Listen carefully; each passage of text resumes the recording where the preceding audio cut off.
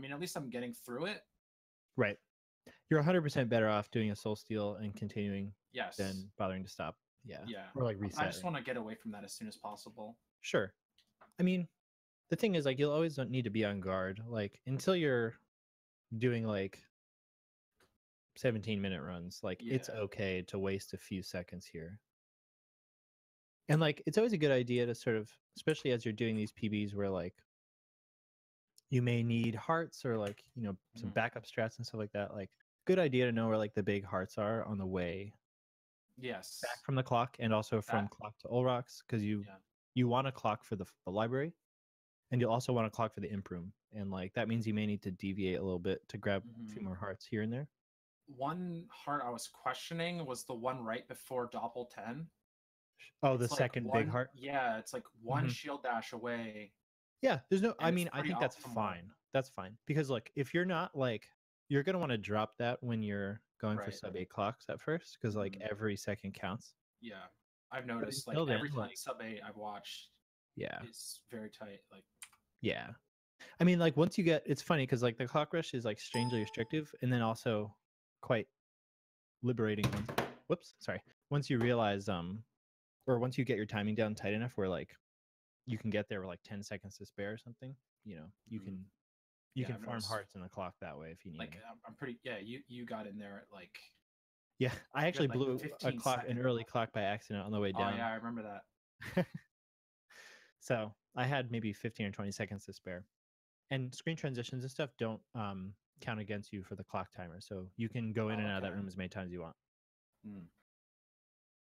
The only thing that penalizes you in the clock rush is opening the mini map and opening like the map or the menu, I should say.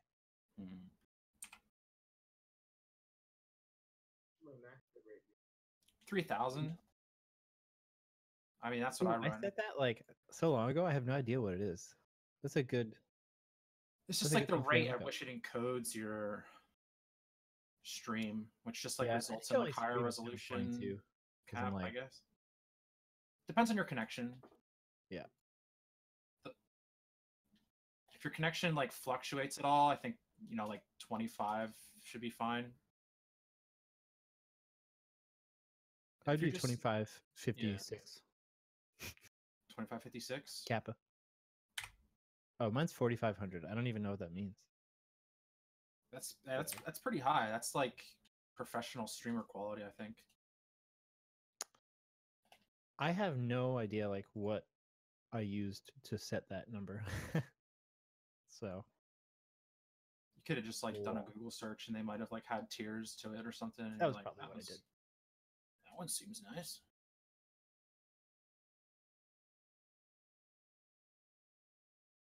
That sounds good. I'll have that. What the hell? Every time I rush my wing smash, it just doesn't come out. And every time I'm sloppy with it and slow, it just comes out. Yeah, that's the way it always is. It's not necessarily applicable in this situation, but what Talek was saying before, like when you're doing the relic skip wing smashes, people have a tendency to wing smash like in succession too quickly. So he was saying like you shouldn't do more than 6, for example. And like that's something you'll see, especially in the long corridors. There's like a tendency to input a wing smash like too quickly after having just done one.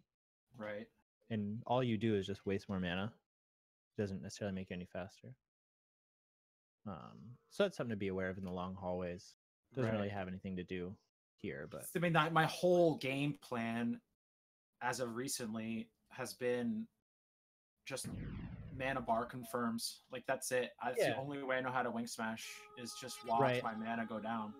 And especially on the areas like where you need to know that you did it, like the relic skip, or there's some wing smashes into like an instant untransform, like for certain room transitions and things. You kind of like need to know that you did it properly. So it's I think that's like something that's always worth just confirming visually. I notice a lot of the times when like Talek unmorphs from bat near a loading room, he'll dive kick. Dive Does kick, that yeah. make it faster to open the door? Or is that Yes. just stylish? Yeah, it does. And you'll notice anytime he does it also in the chapel, particularly. Dive kicking to jump up and then transform again is faster than waiting for yourself to untransform, fall like through gravity, and then retransform or whatever. It's most obvious in the chapel or at door openings. Say that again, like the mechanics. So the idea is like you can't open the door until your foot is on the ground, essentially. Right. So when you untransform, you get that weird little like small amount of upward velocity, and then you fall like through gravity. Yes. So dive kicking will like negate that small little upward bounce you do when you untransform. Okay. So it's good for doors, and it's also good for when you have to jump and retransform, which happens a lot in the chapel. Like the vertical climbs with the bat and stuff. It's good to like untransform, dive kick, jump, and then retransform to bat again. Interesting. I mean, that is like complete optimization type stuff, but right. Like sub 20 strats. Yeah, for sure. Even probably more than that. I can't believe you ghosted that Guardian swing.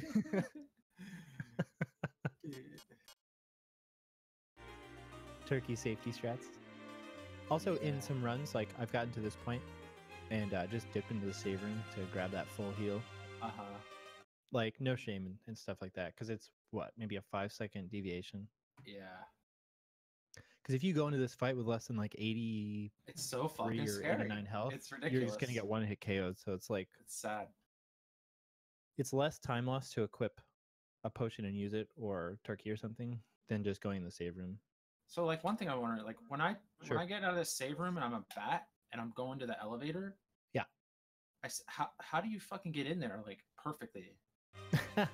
I hate the wing smash. She'll notice I don't do it. I bat or I what do you call it? I bat dash out of this room. If you do that, that's the ultimate troll. Right. I'm like, he fucking runs up. Ooh. I'll be right out. So the the obvious, or the way that I do it is Kappa. The way that I do it is I bat dash from the edge of the save room, and then you basically transform into wolf and hold up over the elevator. Transforming to wolf lets you interact as if you were like regular Alex. Right. So you can just spam up, and during the transform animation, you'll activate the elevator. So that's like the time saving there. I like to do the bat dash because you can't fuck it up. Or it's like harder to fuck it up. More consistent, maybe I should say.